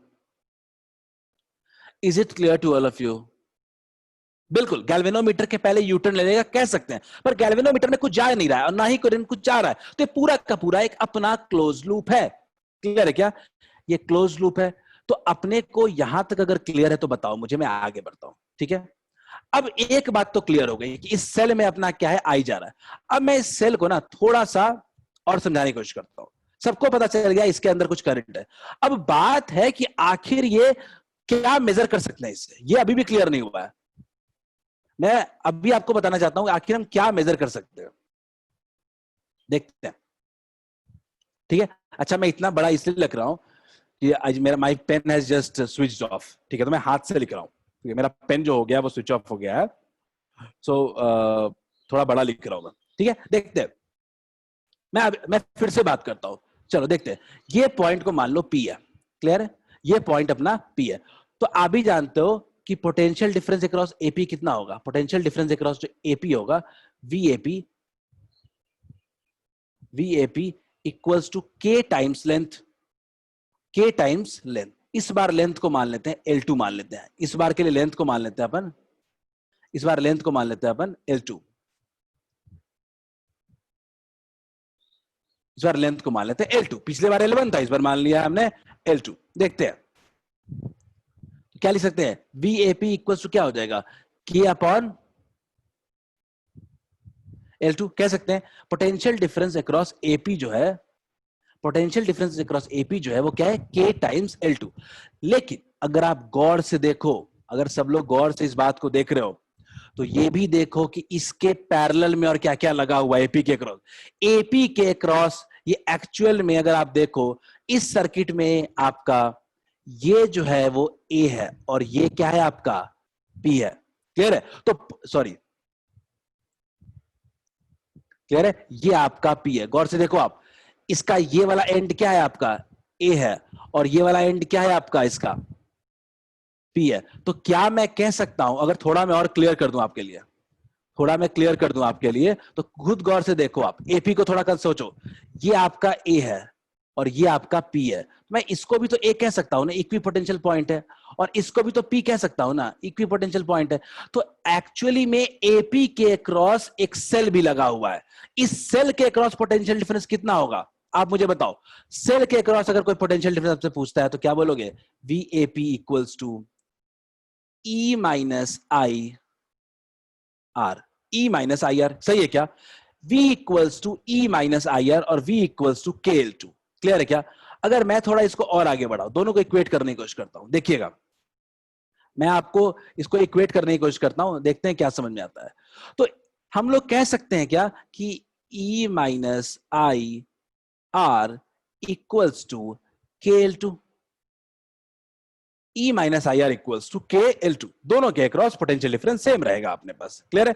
अब अपने पास लिख सकते हैं क्या, ई माइनस आई कितना है, आई अपन जानते हैं क्या है, E upon R plus R not into R equals to K L two. Clear है? हम क्या ई कॉमन ले सकते हैं क्या? ई कॉमन ले लेते हैं, क्या हो जाएगा, one minus R by R R not plus R equals to K L two. Clear है क्या सब लोग? देखो क्या हम लोग ऐसा लिख सकते हैं क्या, one minus R by R plus R not equals to K L two upon E. E कितना है अपना, ई एल वन है क्या, सब लोग बताओ मुझे, ई के एल वन है क्या? हम जानते हैं ना कि ई क्या है, के एल वन। तो क्या ये के कैंसिल हो जाएगा क्या? अगर के कैंसिल हो गया तो क्या ऐसा इंप्रेशन बना क्या, one minus R by sorry R by, ये आर नॉट है, ठीक है, one by R plus R not equals to L two upon L one. सबको क्लियर है क्या? सबको ये बात क्लियर है? अगर इतना लिख सकते हैं तो अपने पास सिंपल सा क्या उपाय है, अपने पास सिंपल सा उपाय है कि हम लोग इसको सॉल्व कर लेते हैं, थोड़ा सा सॉल्व कर लेंगे तो क्या बनेगा, ये क्या बन जाएगा, आर प्लस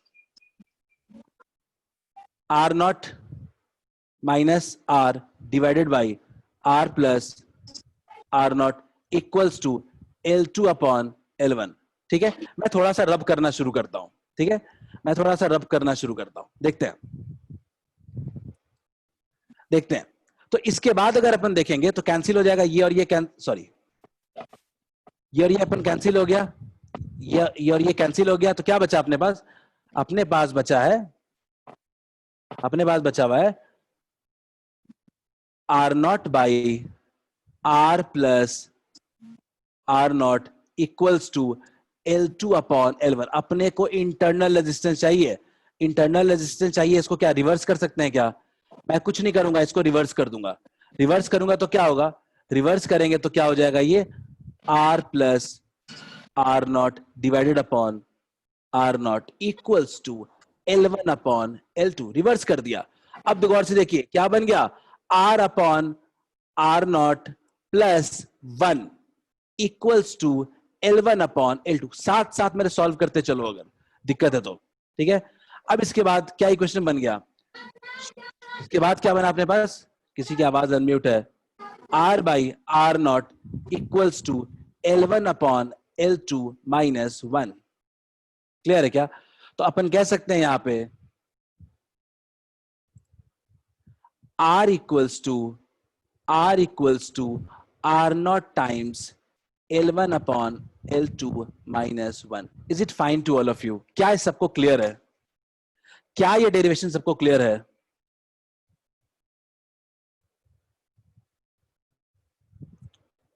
देखो बच्चों, अगर नहीं आ रहा है, समझ आया है कुछ समझ में, आप मेरे से दोबारा पूछ सकते हो, I will just tell you, repeat you. Derivation यही दो डेरिवेशन है जो बहुत ही इंपॉर्टेंट है, और ये सबसे बड़ी दिक्कत होती है, कितना भी लिखा हुआ मैं दे दूं समझ में नहीं आएगा। माइट भी मैं थोड़ा क्लियर नहीं लिख रहा हूं अभी,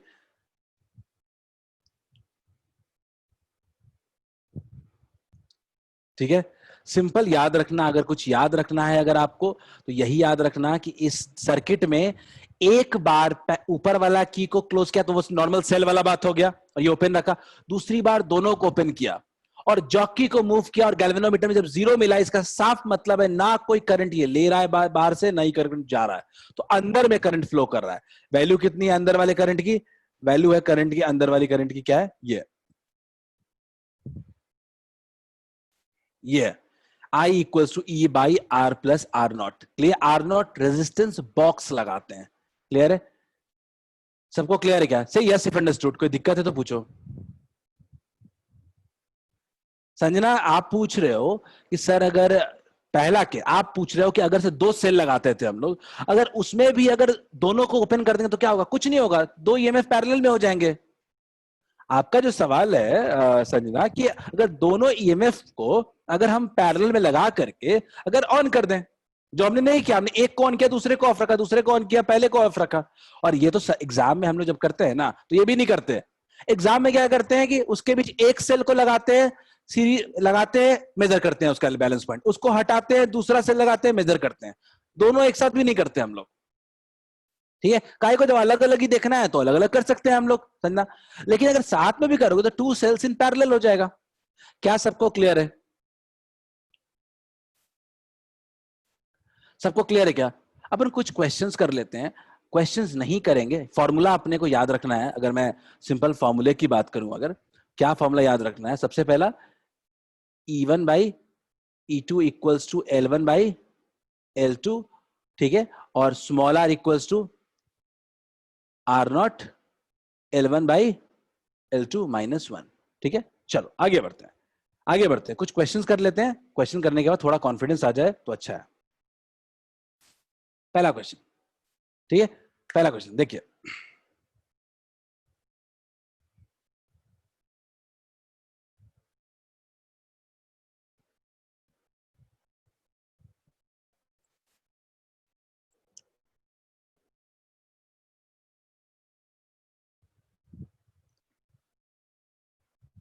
आई एम लॉन्चिंग द पोल। मैं पोल को लॉन्च कर रहा हूं।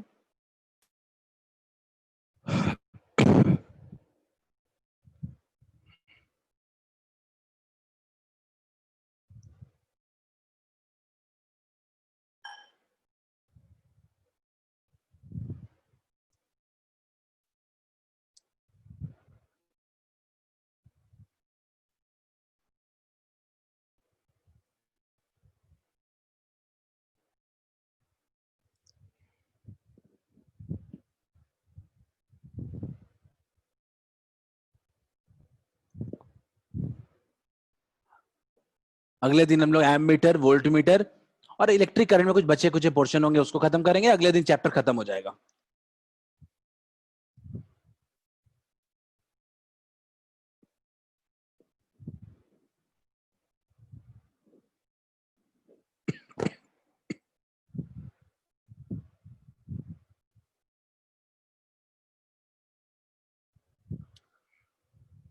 हमारा एक क्लास का बच रहा है टॉपिक।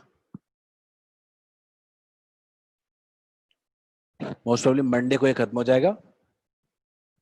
बहुत ही वाइड स्प्रेड आंसर आ रहे हैं आपके, मतलब last last 30 seconds, last 30 seconds, चलो जल्दी रिस्पॉन्ड करो सब लोग।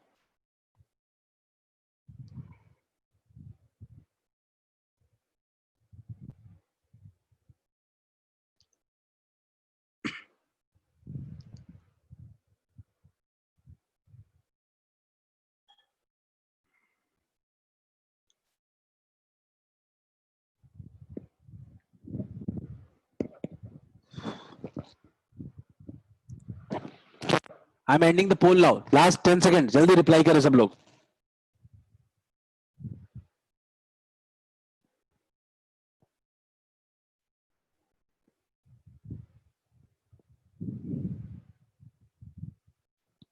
चलो मैं पोल एंड कर रहा हूँ। 60% people have already replied, I was 64%। चलो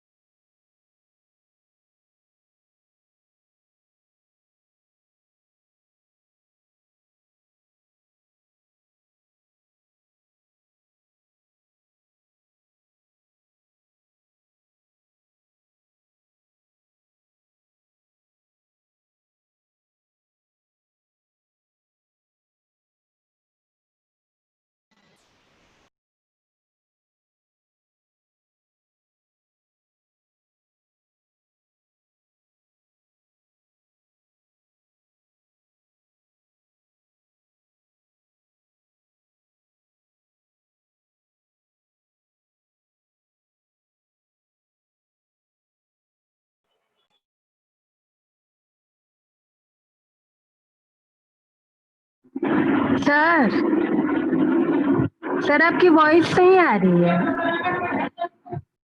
ये क्या अभी मेरी वॉइस आ रही है क्या? क्या मेरी वॉइस आ रही है आपको? Am I clear to all of you?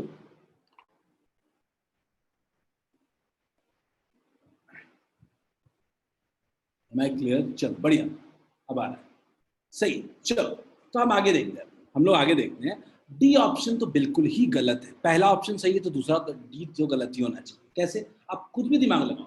EMF और स्टैंडर्ड सेल यानी ड्राइवर सेल का ईएमएफ कभी कम हो सकता है क्या? नहीं हो सकता। ड्राइवर सेल का ही एक पार्ट को मेजर कर सकता है। थोड़ा इसको याद करो, ये बहुत ही इंपॉर्टेंट है। जब मैं स्टार्टिंग में जो मैंने पोटेंशियोमीटर बताया था, ठीक है, मैंने आपको बताया था कि आप यहाँ से अगर 10 वोल्ट सप्लाई कर रहे हो, बैटरी से 10 वोल्ट दे रहे हो, इसका कुछ पार्ट ए बी के क्रॉस है, मान लेते हैं 7 से 8 वोल्ट। अब यही 8 वोल्ट जो है उसी से कम का मेजर कर सकता है। क्लियर है क्या? तो ड्राइवर सेल के एक पार्ट को ही ये मेजर कर सकता है। ऐसे समझो, ड्राइवर सेल जो ईएमएफ दे रहा है वो दो पार्ट में डिवाइड हो रहा है, एक इस वायर में और एक इसके अपने इंटरनल रेजिस्टेंस में। ठीक है, तो जो वायर इसमें पोटेंशियल डिफरेंस आ रहा है 8 वोल्ट, इसी के कम में मेजर कर सकते हो आप। यही मेजर करने की कैपेसिटी है आपकी। मैंने बताया था मैक्सिमम मेजरेबल वैल्यू। क्लियर है क्या? तो ये ऑप्शन आपका बहुत ही स्ट्रेट फॉरवर्ड था। इसमें ऑप्शन क्या होगा? डी होगा। आगे बढ़े क्या अपन?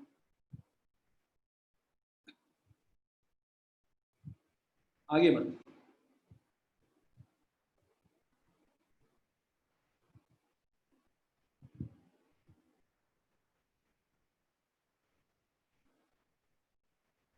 ये कोई बता सकता है क्या? चलो क्वेश्चन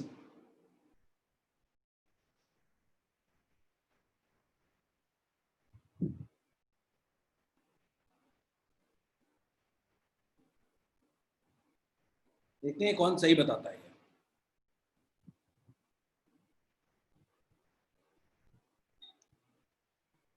मैं पोल को लॉन्च करूं, बहुत ही शानदार क्वेश्चन है ये, one of the best question जो आपको एग्जाम में फंसा सकता है। अगर आपको बेसिक नहीं आता है तो आपसे नहीं बनेगा।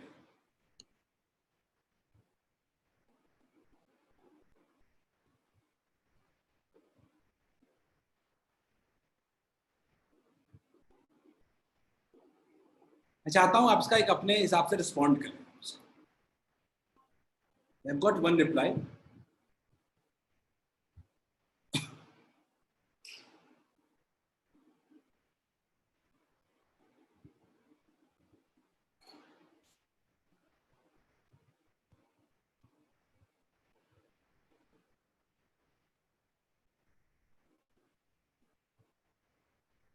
हमारे पास सिर्फ 4 रिप्लाई आए, वेटिंग फॉर मोर।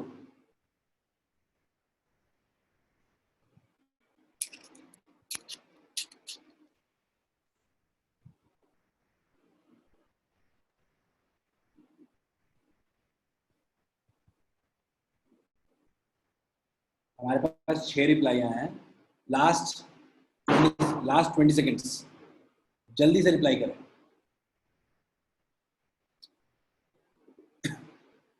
ये बिल्कुल मैंने बेसिक्स पे दिया है पोटेंशियोमीटर पे।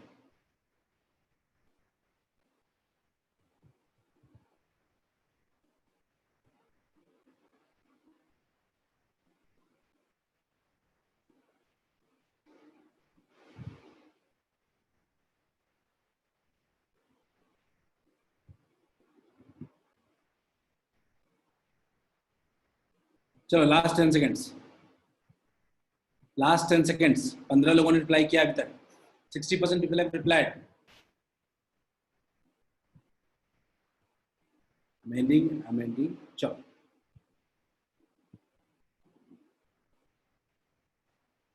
चलो मैं रिजल्ट शेयर कर रहा हूँ। 47% people saying A is correct, 27% people saying B is correct, 27% saying C is correct, none have said D। Clear है? क्योंकि सबको डी फालतू लग रहा होगा ऑप्शन में, एंड राइटली सो। ठीक है, इसको देखते हैं अब हम लोग। ठीक है, अब मैं इसको समझाता हूँ थोड़ा अच्छे से आपको।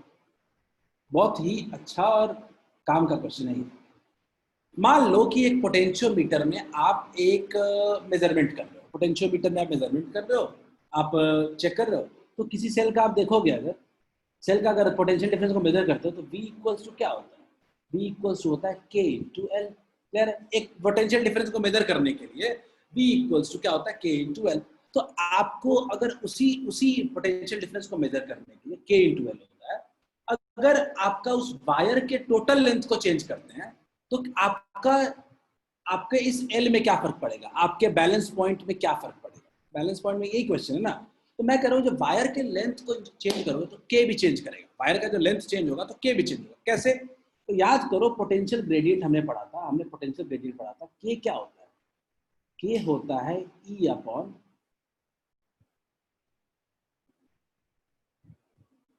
Are plus R. आर मतलब ड्राइवर सेल का internal into rho upon A. मुझे आप बताओ कि जब आप उस पूरे पूरे वायर का लेंथ इंक्रीज करोगे, पूरे वायर का जब लेंथ इंक्रीज करोगे तो क्या ये कैपिटल आर भी इंक्रीज नहीं करेगा? सब लोग बताओ मुझे, क्या ये resistance of the wire increase नहीं करेगा? और जब resistance of the wire increase करेगा तो क्या के डिक्रीज नहीं कर जाएगा? क्लियर है क्या? क्या सब लोग इस बात को क्लियर है कि अगर आप उसके वायर के लेंथ को इंक्रीज कर रहे हो तो सीधा सीधा पोटेंशियल ग्रेडियंट डिक्रीज कर जाएगा? क्लियर है क्या? और अगर पोटेंशियल ग्रेडियंट डिक्रीज करेगा तो उसी वोल्टेज को मेजर करने के लिए हमें ज्यादा लेंथ चाहिए होगा। हमें मान लो 10 वोल्ट मेजर करना है, उसके लिए पहले आपका कुछ के टाइम्स एल आया था। उसी 10 को मेजर करने के लिए अगर आपका के डिक्रीज कर गया है तो आपका लेंथ, बैलेंस पॉइंट का लेंथ क्या होना चाहिए? इंक्रीज करना चाहिए। किसी को डाउट है क्या? किसी को डाउट है क्या? सबको समझ में आया क्या? Have all of you understood? क्या ये सबको समझ में आया? से यस।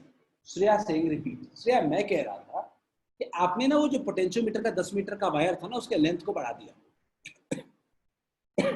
बढ़ा दिया।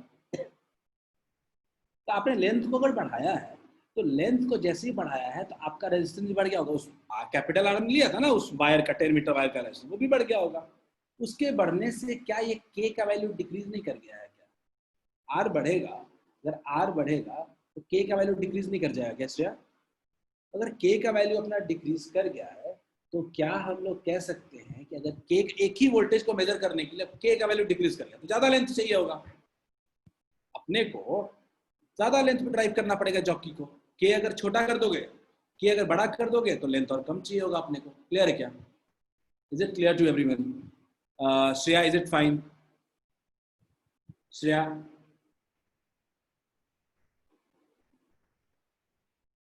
गुड, आगे बढ़ो। बेसिक क्वेश्चन दे रहा हूं आज, ज्यादा टफ क्वेश्चन नहीं करा रहा हूं। बहुत सिंपल है, एक लाइन आंसर है इसका। मुझे लगता टाइम लगना चाहिए, सबको पोल ऑन कर रहा हूं। ये जितना बड़ा टॉपिक दिखता है क्वेश्चन इसमें दम नहीं होता, खासकर बोर्ड्स और जेई में तो ऐसे क्वेश्चन नहीं आते। पढ़ ले थोड़ा अच्छे लेवल का, लेकिन एक्चुअल में इतना भी नहीं है।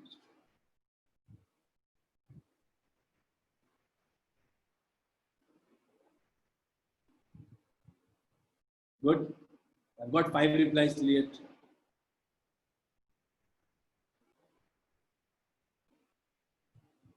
जल्दी।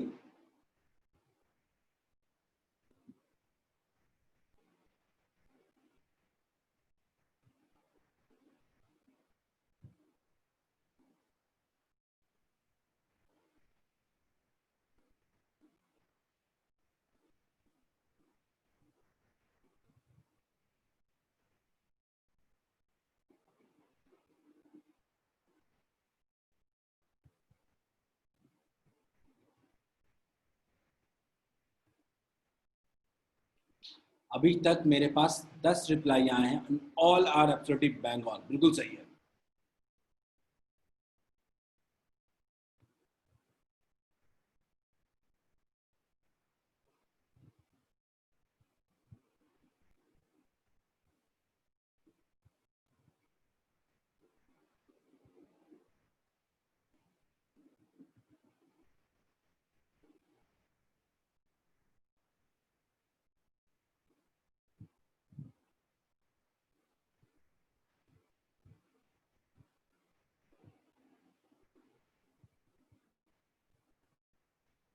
सही है क्या? ठीक है, सबका सही है ऑलमोस्ट। क्लियर है सबको? क्या सबको क्लियर है? No deflection point, null point, null point 20 पे ऑब्टेन है, दूसरे का 30 पे ऑब्टेन है। क्लियर है? चलो लास्ट क्वेश्चन आज का। ज्यादा टफ क्वेश्चन में नहीं जा रहा हूं मैंने आज बेसिक क्वेश्चन ही कराने का सोचा था।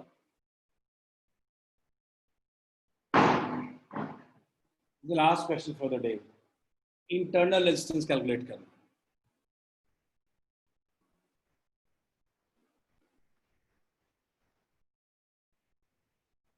मुझे लगता है अगर आपको फॉर्मूला पता है तो क्वेश्चन सॉल्व हो चुका है। Clear cut formula based part है ये।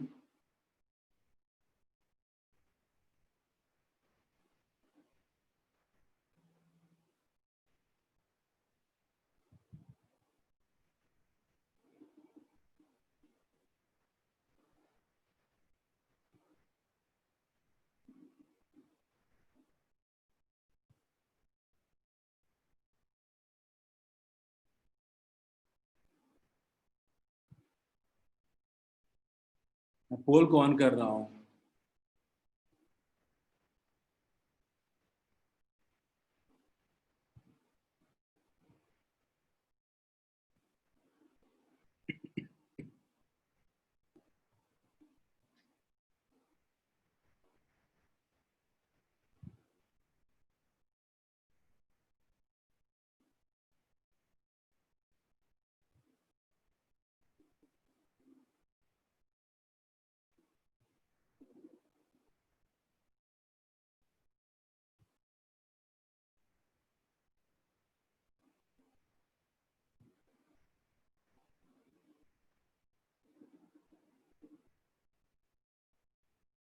चलिए 8 रिप्लाई आए हमारे पास अभी तक, एंड ऑल आर करेक्ट।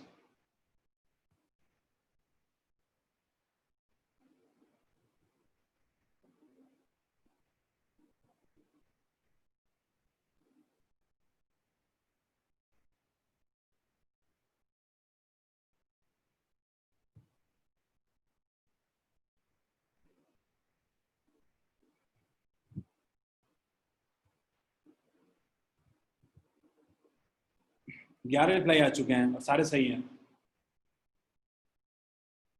किसी को दिक्कत है तो बताओ। सिंपल तरीके से सॉल्व कर रहा हूं इसको। 5/4 - 1।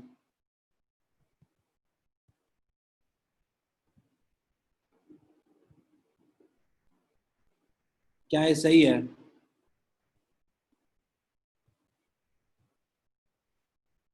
Have all of you understood? क्या सबको समझ में आ चुका है? ये एकदम फॉर्मूला बेस्ड है। पहला, इसके पहले वाला भी फॉर्मूला बेस्ड था, अभी वाला भी।